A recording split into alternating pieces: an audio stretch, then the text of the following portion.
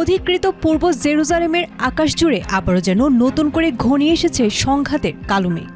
আন্তর্জাতিক নিয়মকানুন এবং দীর্ঘদিন ধরে চলে আসা ঐতিহাসিক স্পর্শকাতরতার তোয়াক্কা না করেই পবিত্র প্রাঙ্গণে ঘটে চলেছে একের পর এক বিতর্কিত ঘটনা, যা ঘিরে গোটা মধ্যপ্রাচ্যে ছড়িয়ে পড়েছে তীব্র উত্তেজনা। আন্তর্জাতিক সংবাদ মাধ্যম আল জাজিরার এক প্রতিবেদন থেকে জানা গেছে, ইহুদিদের বাৎসরিক শোক দিবস তিশা বিয়াব উপলক্ষে আল আকসা মসজিদ প্রাঙ্গণে প্রবেশ করেছেন হাজার হাজার ইসরায়েলি বসতি স্থাপনকারী ও কট্টর ডানপন্থী চরমপন্থী গোষ্ঠীর সদস্য।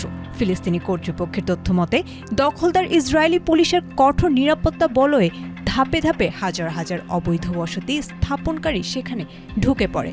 এই উস্কানিমূলক পদক্ষেপের সরাসরি নেতৃত্ব দেন ইসরায়েলের বিতর্কিত জাতীয় নিরাপত্তা মন্ত্রী ইতামার বেন গভির এবং সরকারি দলের বেশ কয়েকজন আইন প্রণেতা।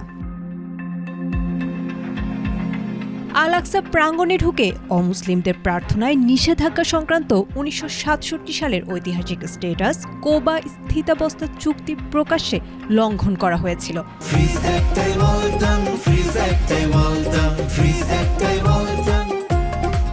সেখানে জোরপূর্বক ইসরায়েলি পতাকা উত্তোলন, গান গাওয়া এবং বিশেষ তালমুদিক ধর্মীয় আচার ও প্রার্থনার আয়োজন করা হয়। এমনকি কট্টরপন্থী মন্ত্রী বেন গভির প্রাঙ্গণে দাঁড়িয়ে স্থানটির ওপর ইহুদিদের পূর্ণ নিয়ন্ত্রণ প্রতিষ্ঠার হুঙ্কার দেন। এই অবৈধ প্রবেশকে কেন্দ্র করে পুরনো শহর জুড়ে কঠোর নিষেধাজ্ঞা জারি করেছে ইসরায়েলি বাহিনী। সাধারণ ফিলিস্তিনি মুসল্লি ও শিক্ষার্থীদের মসজিদে ঢুকতে বাধা দেওয়া হয় এবং বেশ কয়েকজনের ওপর হামলার ঘটনাও ঘটে। ফিলিস্তিনি প্রশাসন ও শীর্ষ ধর্মীয় নেতারা একে আল আকসার উপর সম্পূর্ণ আধিপত্য বিস্তারের এক বিপজ্জনক চক্রান্ত হিসেবে অভিহিত করেছেন।